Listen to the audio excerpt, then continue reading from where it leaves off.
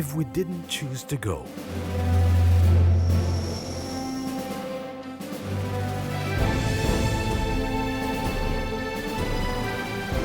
Arlene would still not be able to speak because of the tumor in her tongue.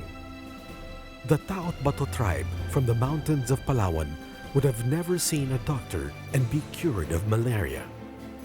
JF, born with a clubfoot, would not become a track and field competition winner.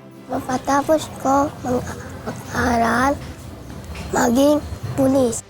Joy of Montalban would not dare to smile or play with the other kids.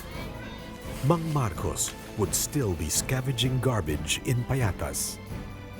Mang Jose would not have a new fishing boat after Typhoon Pablo swept practically everything he owned into the sea.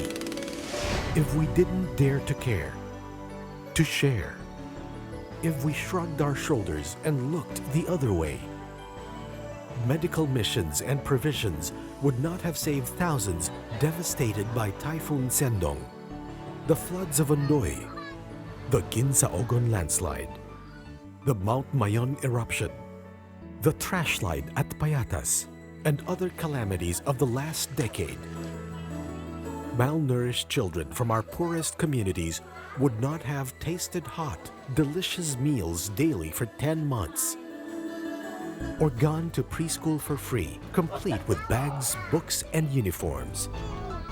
These towns would not be overflowing with fresh, life-giving water. Those crippled or disabled would not be enjoying freedom and mobility.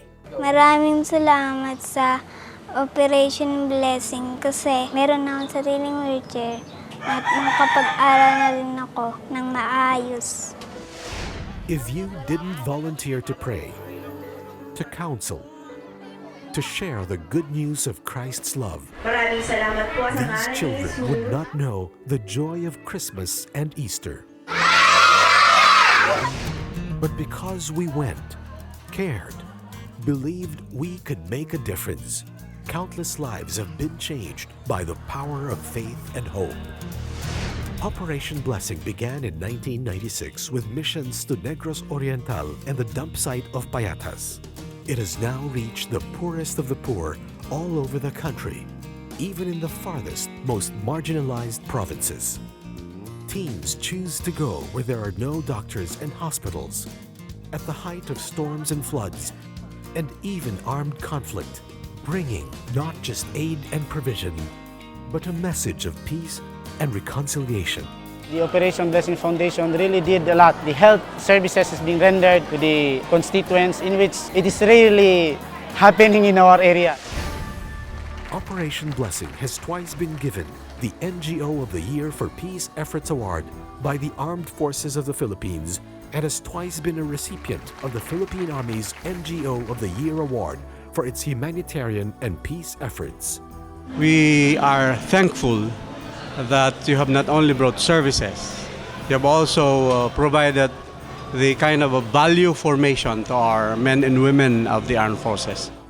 We don't just provide relief for the day, but empowerment for the future.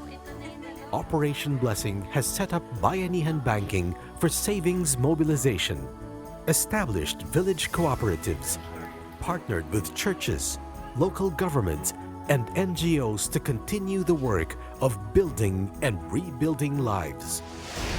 Operation Blessing isn't just an institution or an office with walls. It's a movement. It's faith. I started out as a volunteer. Most of our workers are still volunteers. We give more than we can give, do more than we set out to do. Come and widen the circle of blessing. Choose to care, to share, to transform our nation. One province, one community, one life at a time. Operation Blessing, inspiring change.